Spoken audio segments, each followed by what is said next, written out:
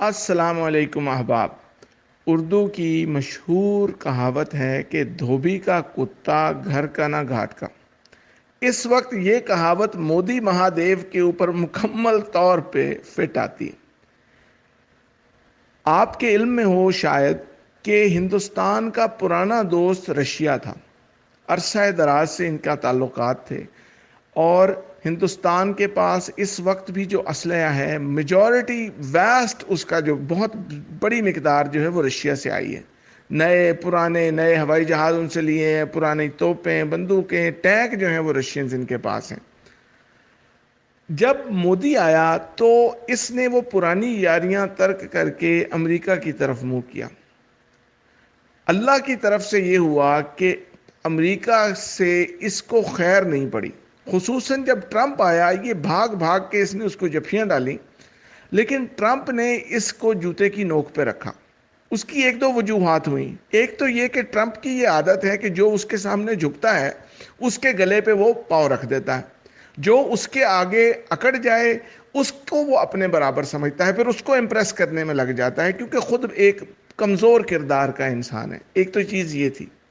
دوسری بات یہ تھی کہ مودی ایک جھوٹا انسان ہے۔ ٹرمپ نے اس سے کوئی کشمیر کے معاملے پہ بات کی کہ تصفیہ کرتے ہیں، اس نے اس کی کمر میں چھرا مارا اور بھاگ کے کشمیر کو 370 جو دفعہ ہے وہ ہٹا دی۔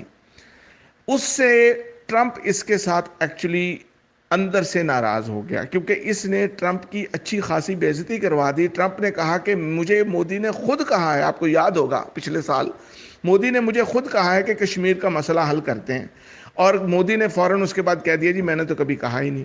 ایسے نہیں کیا جاتا دوستوں کے ساتھ، بعض اوقات ان کا مان رکھنے کے لیے بھی بندہ جو ہے وہ چپ کر جاتا۔ تو مودی تو ہے ہی جھوٹا اور بے کردار انسان۔ ان وجوہات کی بنا پہ اس وقت مودی دھوبی کا کتا بن چکا ہے۔ امریکہ سے اس کو خیر نہیں پڑ رہی اور رشیا اس سے ناراض ہے۔ اب راج ناتھ سنگھ ان کا ڈیفنس منسٹر جو ہے، وزیر دفاع، وہ چل کے رشیا کے دروازے پہ گیا کہ مجھے S-400 چاہیے۔ رشیا نے کہا بھائی جس روٹین پہ پہلے لے رہے تھے اسی پہ ملیں گے، میں ارجنٹلی آپ کو کچھ نہیں دے سکتا۔ یہ ہوتا ہے ان لوگوں کے ساتھ جو کسی کے وفادار نہیں ہوتے۔ آپ اس کے مقابلے میں پاکستان کو دیکھیں۔ پاکستان میں سیاستدان آئے، ان کو ڈالرز چاہیے تھے، پاؤنڈز چاہیے تھے، انہوں نے امریکہ کے ساتھ بڑی یاریاں لگائیں۔ لیکن حقیقت یہ ہے کہ جنرل ضیاء الحق کے حادثے کے بعد پاکستانی ملٹری نے یہ ڈیسائیڈ کر لیا کہ ہم نے کبھی امریکہ کے ساتھ یاری نہیں لگانی اس حد تک کہ ہمیں امریکہ پہ ڈیپینڈ کرنا چاہے۔ آپ خود سوچیں نا، ایک ملک کی جتنی ٹاپ ملٹری لیڈرشپ ہے ساری کی ساری ایک دھماکے میں اڑا دی جاتی ہے، اور سوائے CIA کے کسی کی طرف انگلی اٹھتی ہی نہیں ہے۔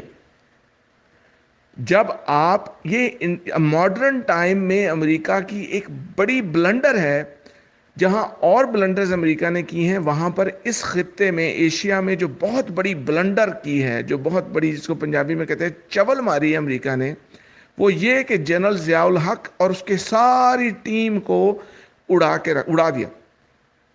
اس کے بعد پاکستان ملٹری کی حد تک، اسلحے کی حد تک چائنا کے ساتھ جا کے بیٹھ گیا۔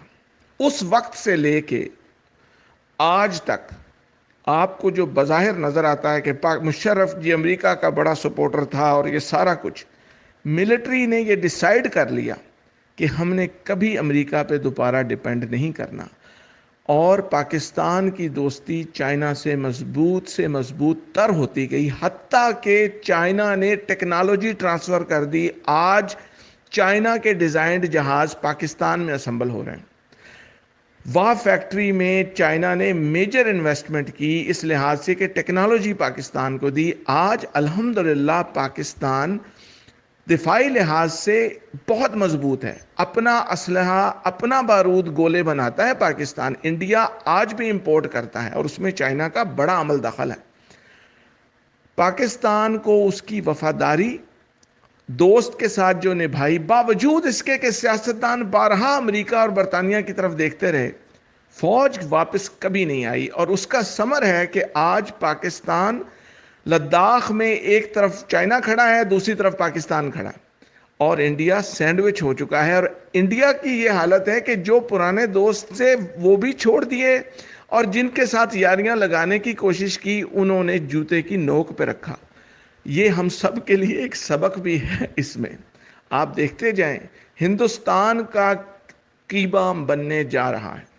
سننے کا بہت شکریہ. اللہ حافظ.